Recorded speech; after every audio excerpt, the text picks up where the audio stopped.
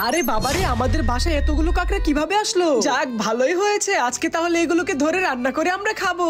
আরে বোন, কি বলতেছিস? আমার তো কাকড়া দেখে ভয় লাগতেছে। আরে এগুলোকে ভয় পাওয়ার কিচ্ছু নেই, এগুলো সবাই খায়, তাই আজকে এগুলোকে আমি মজা করে রান্না করে খাবো। আর শোন, তুইও যদি খেতে চাস তাহলে বল, তোর জন্য আমি অনেকগুলো মজা করে রান্না করব। আমি খাবো না, আমি গেলাম। আরে মা, তোমার মেয়ে তো আমাদের বাসায় কাকড়া দেখে বলতেছে এগুলো রান্না করে খাবে। বন্ধুরা, তোমরা যদি লিচু খেয়ে থাকো ভিডিওতে লাইক করে দাও, আর আম খেয়ে থাকলে চ্যানেলটিকে সাবস্ক্রাইব করে দাও, এবং তুমি কোন ক্লাসে পড়ো সেটা কমেন্টে লিখে দাও। শোন, ওর যদি রান্না করে খেতে মনে চায় ও খাক, তোর ইচ্ছে করলে তুইও খা। না, আমার খাওয়ার ইচ্ছে নেই।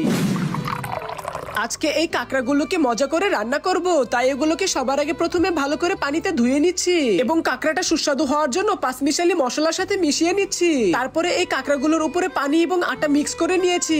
এখন এই কাঁকড়াগুলোকে একটু একটু করে তেলে ভেজে নিতে হবে। কাঁকড়াগুলোকে তেলে কিছুক্ষণ ভাজলে দেখবো লাল লাল হয়ে গিয়েছে। এখন খেয়ে দেখার পালা কাঁকড়া রান্না করাটা কেমন